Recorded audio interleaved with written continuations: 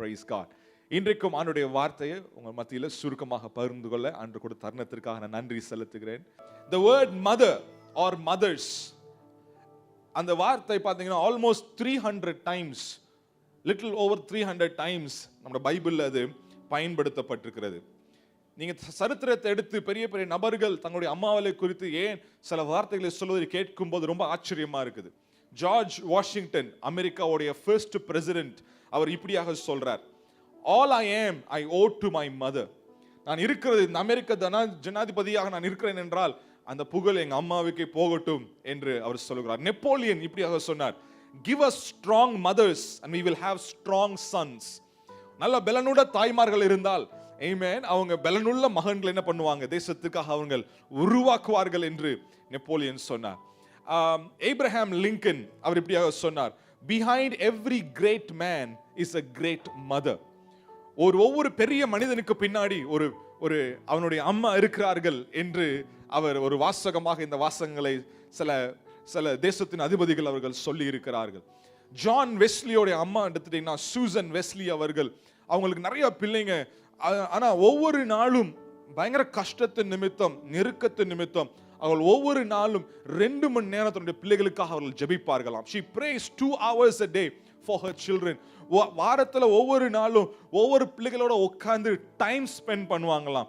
அப்படிப்பட்ட சந்ததியில் இருந்த ஆண்டவர் ஜான் வெஸ்லியும் அவருடைய தம்பியையும் ஆண்டவர் செலக்ட் பண்ணி அவங்க மூலமாக மெத்தடிஸ்ட் மூவ்மெண்ட், இன்னும் உலகத்தில் இந்த மெத்தடிஸ்ட் சர்ச்சஸ் நிறைய இருக்கிறது, பெரிய ஒரு எழுப்புதலுக்கு ஆண்டவர் அந்த குடும்பத்தை பயன்படுத்தினார். ஆனால் அது எங்க ஆரம்பித்தது என்றால் அந்த தாயாருடைய ஜெபத்தில் ஆரம்பிச்சிச்சு, அந்த வீட்டில் ஆரம்பிச்சிச்சு. நான் எதற்காக அதை சொல்றேன் என்றால், mothers, you have a very important role to play in your family.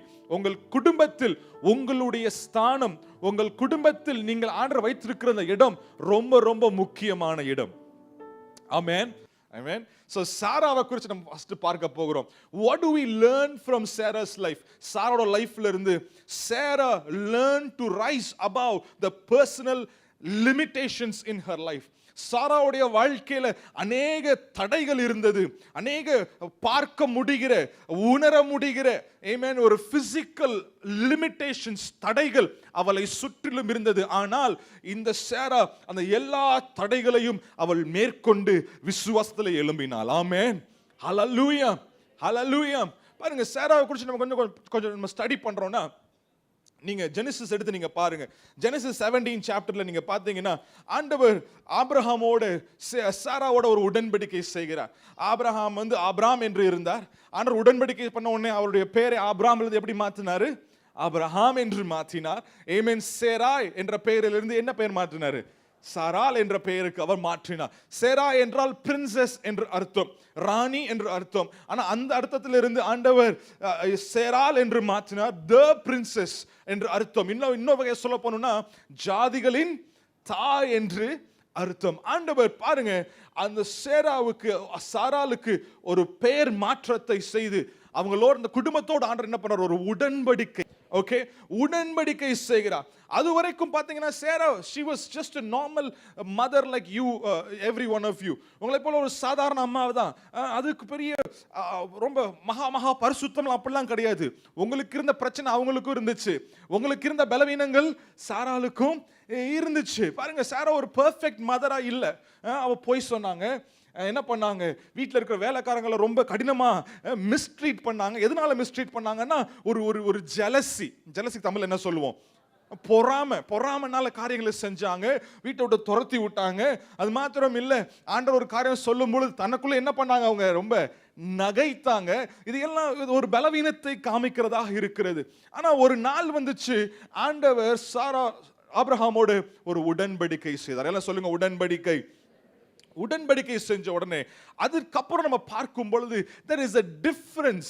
அதுக்கப்புறம் ஒரு வித்தியாசத்தை சாராவுடைய வாழ்க்கையில நம்ம பார்க்கிறோம். பாருங்க, சாராவோட லைஃப்ல நிறைய பிசிக்கல் லிமிட்டேஷன்ஸ் இருந்துச்சு.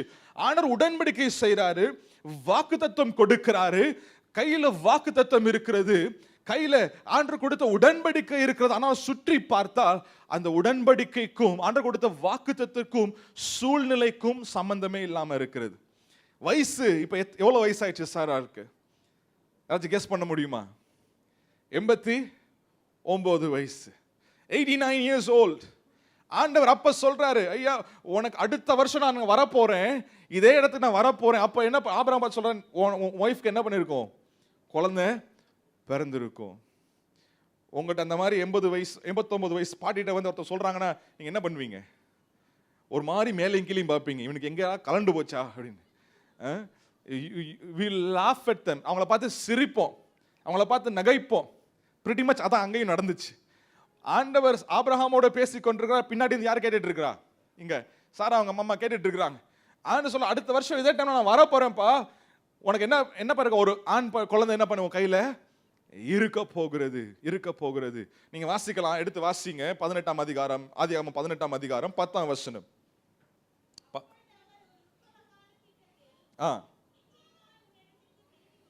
நிச்சயமாக நான் திரும்பி வருவேன்,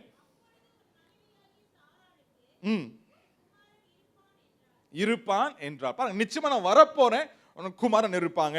தொடர்ந்து வாசிங்க வேகமாக.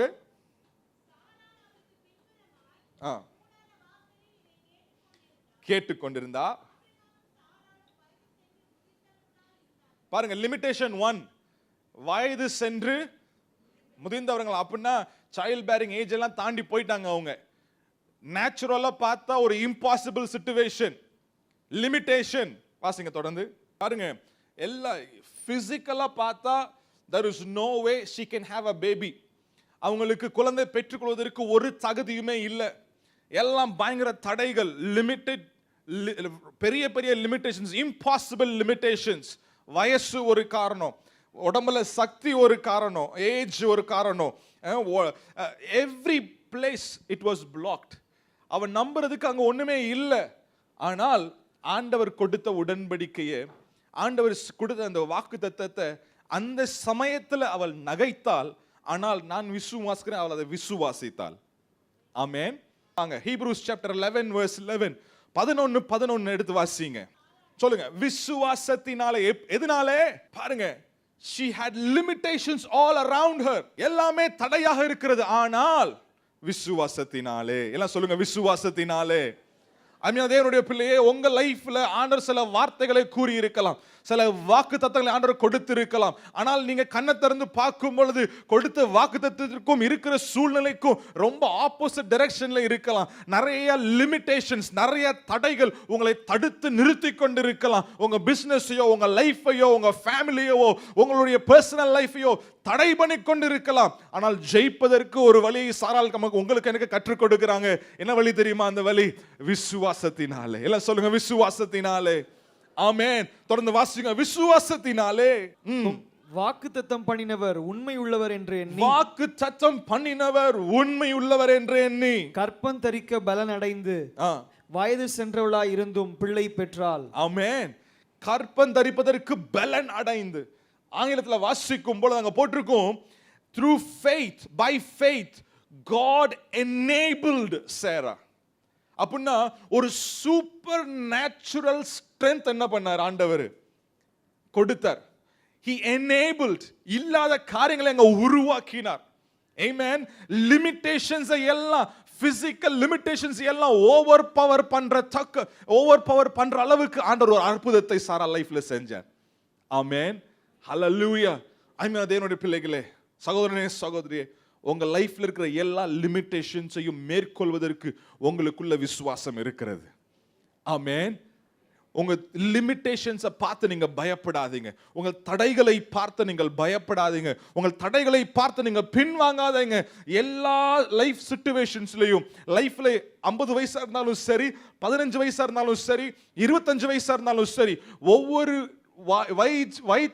வயசுக்கு தக்க தடைகள் வரதான் செய்யும். நம்ம பயந்து என்ன பண்ண முடியாது? ஓட முடியாது. பயந்து பின்வாங்க முடியாது. You can not back off. ஆனால் சாராளை போல நீங்கள் விசுவாசத்தை எழுந்து நின்றால், வாக்கு பண்ணினவர் உண்மை உள்ளவர், உங்க வாழ்க்கையில் அற்புதங்களை அவர் செய்வார். ஆமென். ஹல்லேலூயா. ஆமென். எல்லாருக்குமே லிமிடேஷன்ஸ் இருந்துச்சுங்க. மோசேக்கு பேச வரல, அவருக்கு பயம், அப்படியே திக்குவாய் தான் அவருக்கு. ஆனால் ஆண்டவர் என்ன பண்ணார்? பயன்படுத்தினாரா? பயன்படுத்தலையா? பயன்படுத்தினார். கிதியோனுக்கு பயம், மிதியானுகளை பார்த்து அவன் ஓடி ஒளிஞ்சிட்டு இருந்தான். ஆண்டவர் பயன்படுத்தினாரா? லிமிடேஷன்ஸ் இருந்துச்சு, தடைகள் இருந்துச்சு. அதன் மத்தியிலும் என்ன பண்ணாரு? ஆண்டவர் பயன்படுத்தினார். உங்களுடைய தடைகள் எதுவாக இருந்தாலும் சரி, இந்த மதர்ஸ் டே நான் விசுவாசிக்கிறேன், தேவனால் கூடாத காரியம் ஒன்றுமே கிடையாது. ஹல்லேலூயா.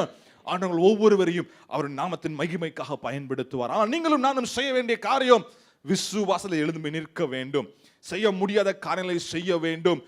ஆண்டவர் சொன்ன காரியங்களை விசுவாசத்தை செயல்படுத்த வேண்டும். ஒரு ஆமேன் சொல்லுவோமா? ஆமேன், ஆமேன். மேபி நீங்க ஒரு குழந்தைக்காக நீங்க லிட்டரலா சாராளை போல நீங்கள் காத்து கொண்டிருக்கலாம். நான் விசுவாசிக்கிறேன் நெக்ஸ்ட் மதர்ஸ் டே இதே டைம்ல உன் கையில் ஆண்டவர் ஒரு குழந்தையை கொடுப்பார். ஹல்லேலூயா, ஹல்லேலூயா. டாக்டர்ஸ் இப்படிலாம் சொல்லிட்டாங்க, பாஸ்டர் இதெல்லாம் முடியாத காரியம். எஸ், முடியாத காரியம் தான். ஆனா God will enable you. ஆண்டவர் உங்களை பிள்ளை பெறுவதற்கு காரியங்களை வாய்க்க பண்ணுவார்.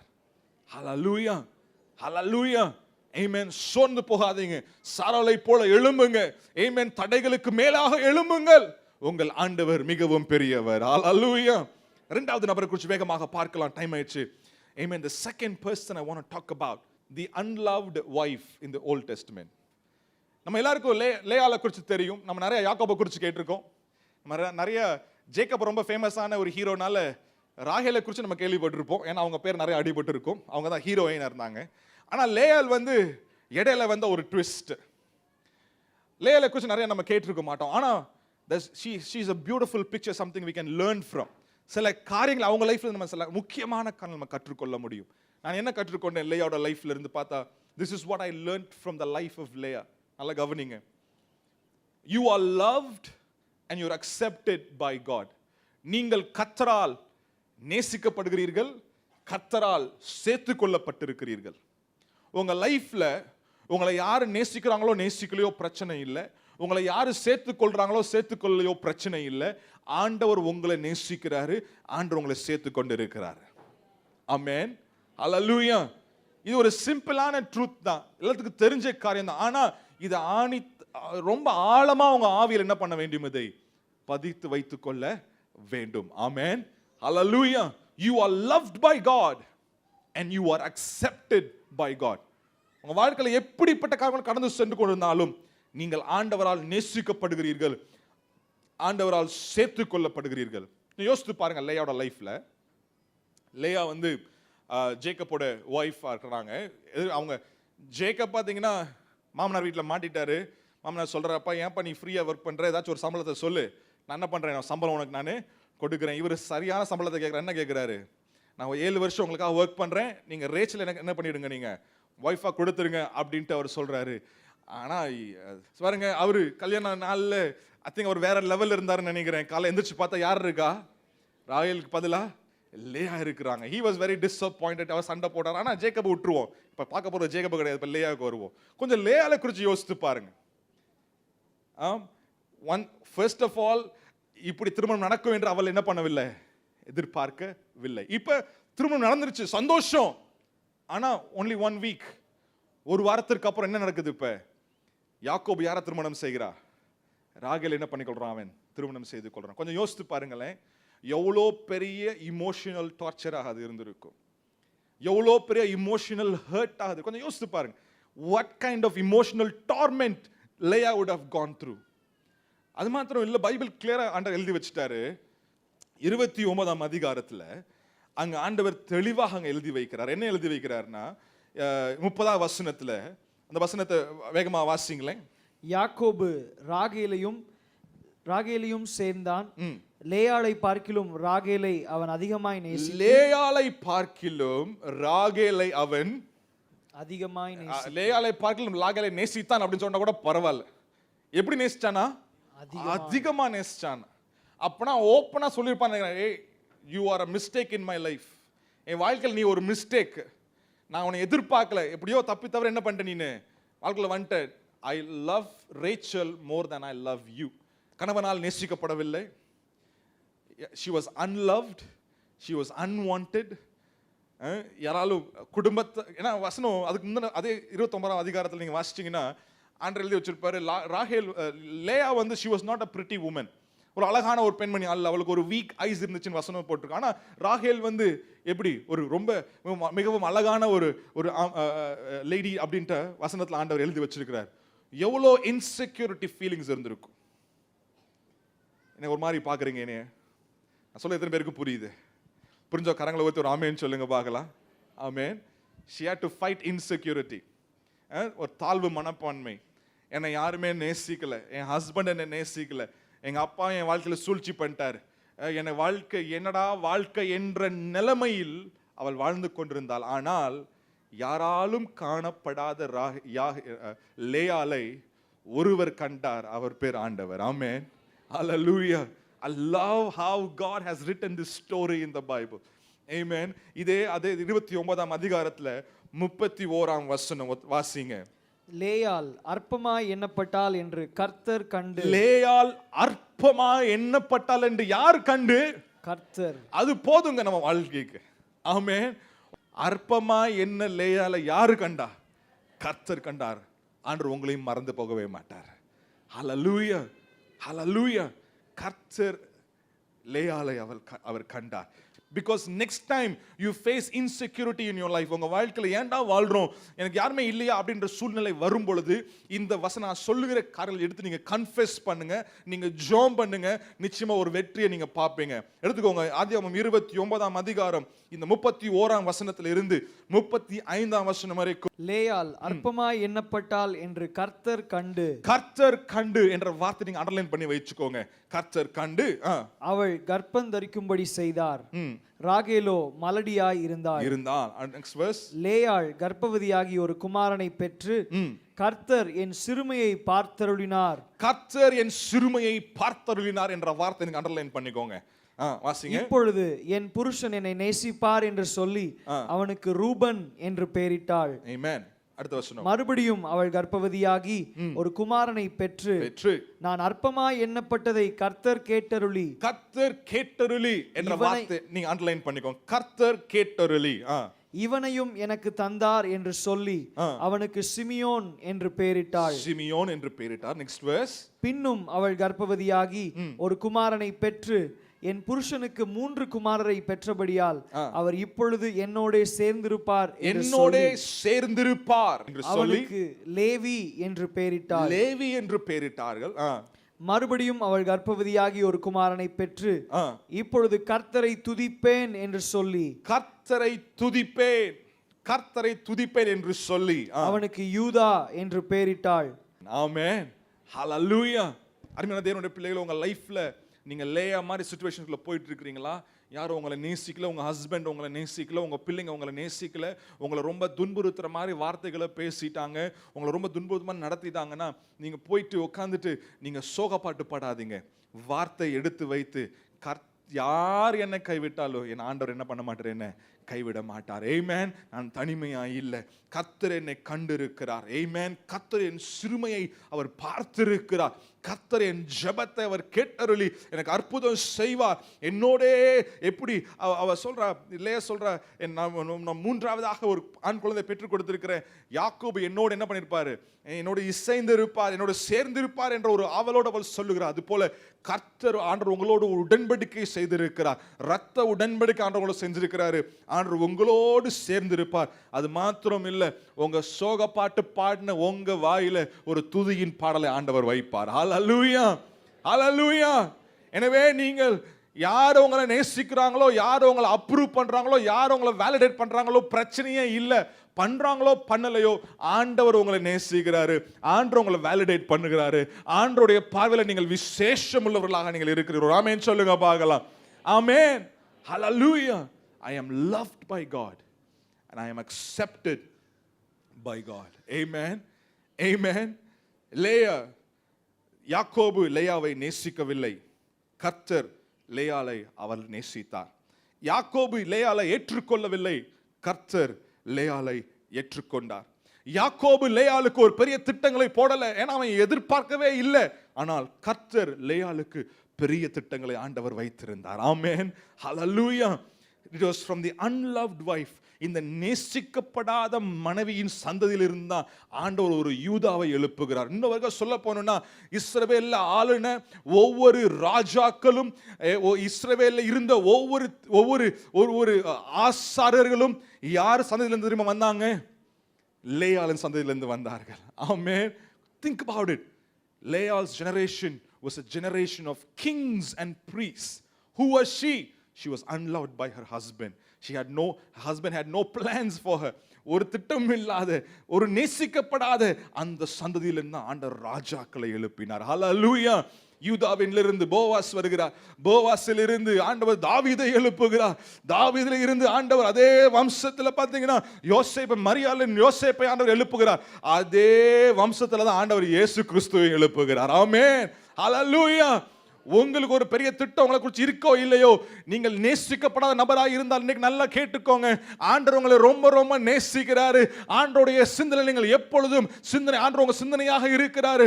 உங்களை குறித்து பெரிய திட்டங்களை வைத்திருக்கிறார். லேயாளை ஆசீர்வதித்து உயர்த்தினது போல ஆண்டவர் ஒவ்வொருவரையும் ஆசீர்வதித்து உயர்த்துவார். ஆமென். But you need to learn to hear the voice of God. Praise God. மூணாவது நபராக நாம் பார்க்க போகிற ஒரு விசுவாச வீராங்கனை. We're going to see about the mother of prophet Samuel. சாமுவேலின் தீர்க்கதரிசி, சாமுவேல் தீர்க்கதரிசியுடைய அம்மா பேர் என்ன சொல்லுங்க பார்க்கலாம்? அன்னாள். அன்னாளை குறித்து நம்ம பார்க்க போகிறோம். ஒரு எபிரேய ஸ்திரீ வாழ்க்கையில பயங்கரமான ஒரு சோகமான சங்கதி இருந்துச்சுன்னா அது என்ன சங்கதி தெரியுமா? அவங்க வாழ்க்கையில் அவங்களுக்கு குழந்தை இல்லாட்டி அதை மாதிரி மட்டமான, அதை மாதிரி சோகமான சூழ்நிலை வேற ஒண்ணுமே கிடையாது. It was the ultimate tragedy என்று சொல்லலாம். ஒரு திருமணமான எபிரேய ஸ்திரீக்கு ஒரு குழந்தை இல்லாவிட்டால் ரொம்ப தரைக்குறைவா நினைப்பாங்க. ஏதோ பாவம் செஞ்சுட்டாங்கன்னு சொல்லுவாங்க. ஏன்னா கர்த்தர் கொடுக்கிற பிள்ளைகள், கர்த்தர் கொடுக்கிற ஈவு. ஸோ கர்த்தர் உனக்கு பிள்ளை கொடுக்கல, அப்புறம் நீ பாவம் செஞ்சுட்ட அப்படின்னு நினைக்கிற ஒரு சந்ததி, அந்த மாதிரி சந்ததி. இப்ப அன்னாள் பாருங்க, யாக்கோபை போல அன்னாளுடைய மனைவி இல்லை. அன்னாள் தன்னுடைய கணவனால் ரொம்ப ரொம்ப நேசிக்கப்பட்டவர். 10 குமாரனுக்கு நான் சமம் இல்லையா என்று கேட்டார். கொடுத்ததெல்லாம் சிங்கிளா கொடுக்கல, எல்லாம் டபுள் போர்ஷன் கொடுத்தார். ஆனாலும் எல்கானா ரொம்ப அதிகமாக அன்னாளை நேசித்தார். ஆனால் அந்த ஒரு பிரச்சனையை அவரால் என்ன பண்ண முடியவில்லை, மாற்ற முடியவில்லை. அன்னாள் அவருடைய she was barren, குழந்தை இல்லாம ரொம்ப வேதனைப்பட்டார். There was a problem in Anna's life. ஒரு பிரச்சனை. நம்முடைய வாழ்க்கையில் சில டைம் பிரச்சனைகள் இருக்கதான் செய்கிறது. எல்லாராலும் நேசிக்கப்படுறோம், எல்லாராலும் நம்ம கூட இருக்கிறாங்க, ஹெல்ப் பண்றாங்க, நம்மளை தூக்கி விடுறாங்க. ஆனாலும் இந்த பிரச்சனை என்ன பண்ணல, மாறல. Hannah's life there was a problem. ஆனா நான் கொஞ்சம் யோசித்து பார்த்தேன். இதை கொஞ்சம் தியானிச்சு பார்க்கும் பொழுது அன்னாள் ஒரு தடவை கூட எல்கானாட என்ன பண்ணல தெரியுமா, கம்ப்ளைண்ட் பண்ணவே இல்லை, சண்டை போடவே இல்லை. ராகேலை குறித்து பார்த்தபோது சண்டை போட்டா, எனக்கு குழந்தை கொடு அப்படின்ட்டு என்ன பண்றா, போய் யாக்கோபு கிட்ட சண்டை போடுற. யாக்கோபு சொல்றேன், நான் என்ன ஆண்டவர் அவனுக்கு குழந்தை கொடுக்கிறதுக்கு?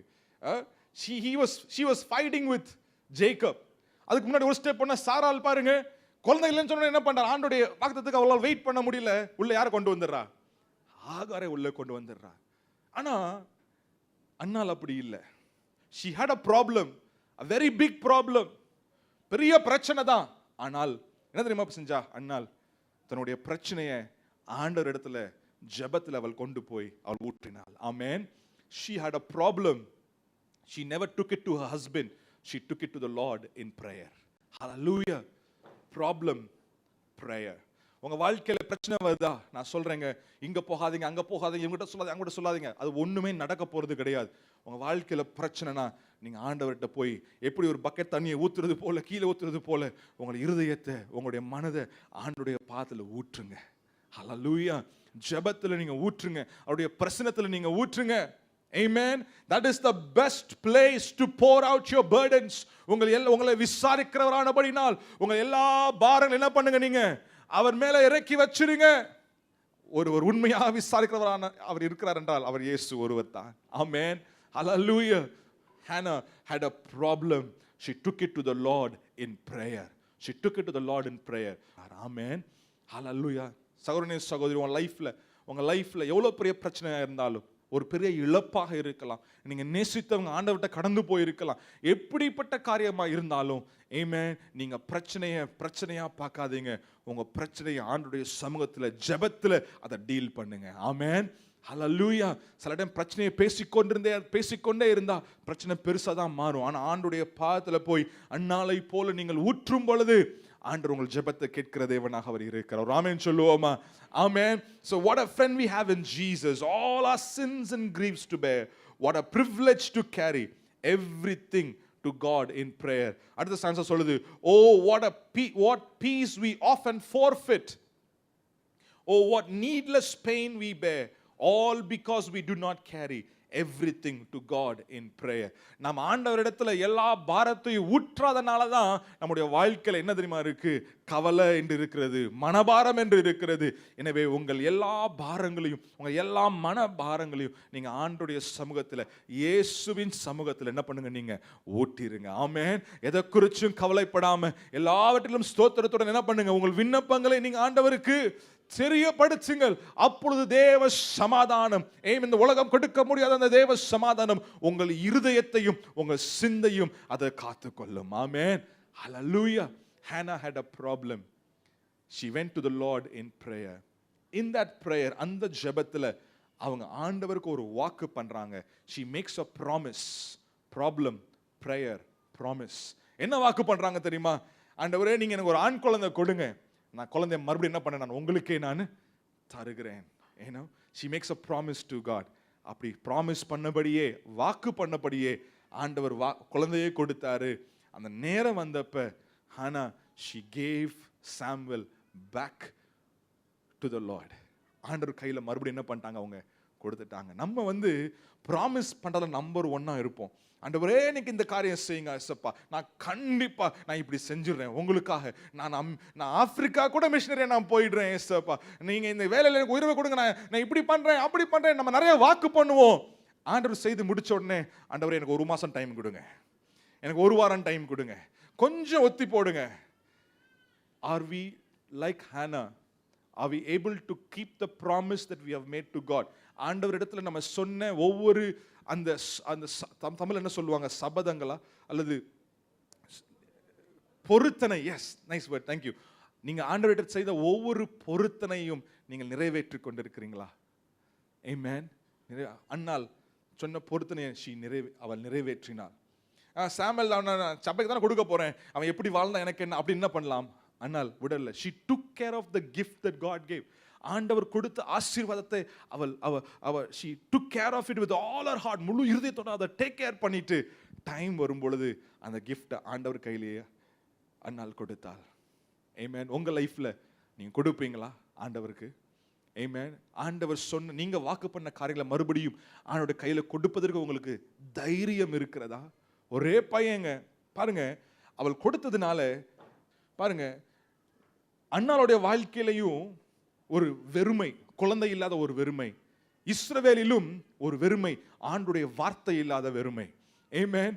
அன்னாள் ஜெபித்தால் ஆண்டவர் அவளுடைய வெறுமையும் ஆண்டவர் மாற்றினார். சாமுவேல் மூலமாக இஸ்ரவேலில் உள்ள வெறுமையும் ஆண்டவர் மாற்றினார். ஆமென். Double blessing, double blessing. When you pour out your problems to God, God will bless you and he will also bless the people around you. Amen. Hallelujah. Samuel வாயிலிருந்து வந்த ஒரு வார்த்தையோட என்ன பண்ணல, தரையில விழலங்க. ஆண்டவர் அப்படியா எடுத்து பயன்படுத்தினார். ஒரு அன்னாளை போல நீங்கள் இருக்க தயாரா இருக்கிறீங்களா?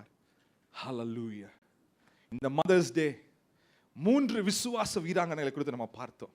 சாராளை குறித்து பார்த்தோம், லேயாளை குறித்து பார்த்தோம், அன்னாளை குறித்து பார்த்தோம். மேபி நீங்க சாராவோட ஐடென்டிஃபை பண்ணலாம், அல்லது லேயாவோட ஐடென்டிஃபை பண்ணலாம், அல்லது அன்னாளோட நீங்க ஐடென்டிஃபை பண்ணலாம். ஆனா இன்றைக்கு நீங்க ஒரு தீர்மானம் எடுங்க. நான் இனிமேல் என் வாழ்க்கையில் நான் பயந்து வாழ போறது கிடையாது. எவ்வளவு பெரிய தடைகள் வந்தாலும் நான் விசுவாசத்தினாலே நான் முன்னேற போகிறேன்.